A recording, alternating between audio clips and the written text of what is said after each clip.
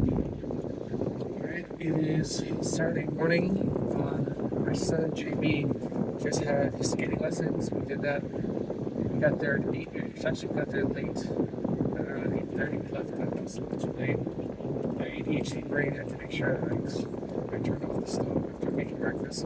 So we just left skating and we just left the car wash. We just vacuumed the car because Phoenix, the tan one, sheds like she's on fire. You would think I've never cleaned a car before every time we do it. So the car is clean, but I still don't know if that makes sense. Alright, so JB, we're gonna go home. What are we doing next? JB? Yes. What are we doing next? Oh yeah. Oh why? Do some eggs and stuff.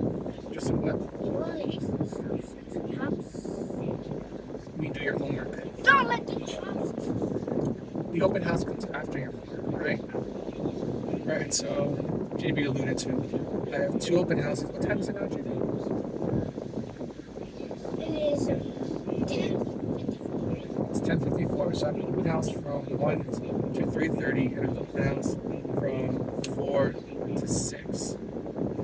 They're luckily in the same spot, so I'm literally going from one part of Treasure Island to the other.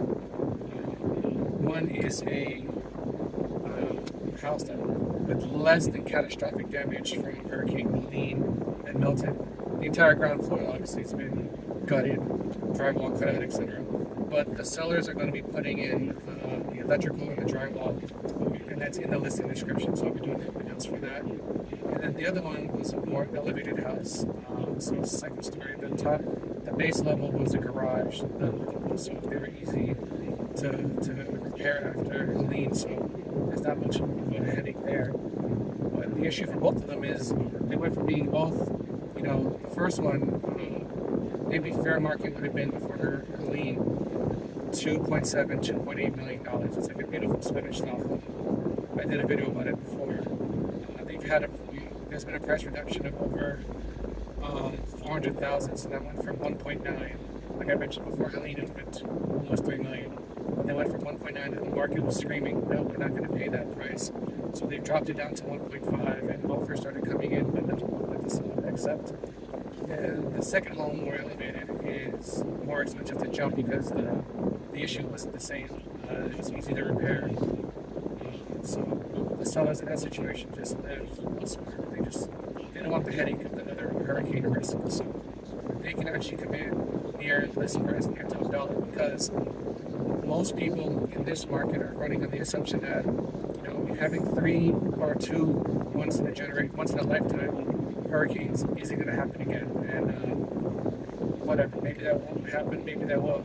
But since it's been over 100 years prior to Helene from the last catastrophic hurricane, people are betting that it's going to be less than 100 years, maybe 30 years or more until the next one. So they're still buying in Treasure Island, Madeira Beach, the coastal areas of St. Pete, Clearwater, Pinellas County, Tampa Bay in general, they're still purchasing. And after the hurricanes, it was mostly investors coming in, contractors, people coming in for pennies on the dollar. Now at every open house, I'm meeting people that live on the other side of Tampa Bay, like areas like Riverview, Apollo Beach, Brandon, those areas. Those are nice suburb communities, but they're on the bay. People want to be on the water, so they want to be closer to access to the Gulf, etc.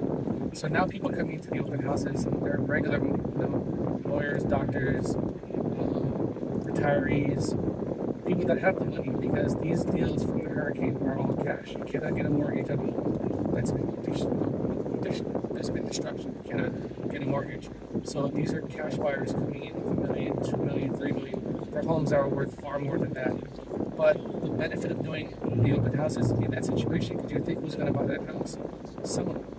But not everyone that walks through does. However, what I've noted since in our situation, more than half of the people that walk into an open house are unrepresented because they believe they don't have to be. And you just need to describe the situation of who's your agent, how can I, access to send the information to, and they'll tell you flat out, no, I don't have an agent.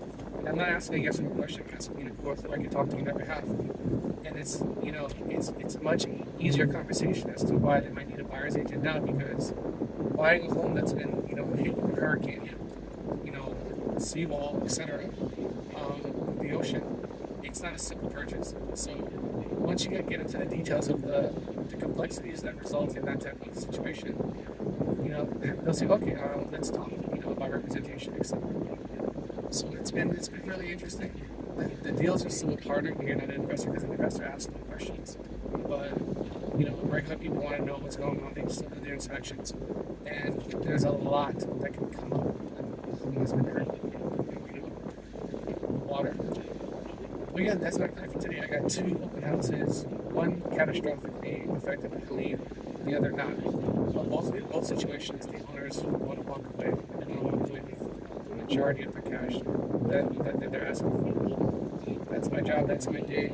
And yeah, let's hope today works out better than it did for them when he did. And I'm hoping to meet a lot of nice people interested in, if not buying that house or that house in that specific place, maybe a similar home,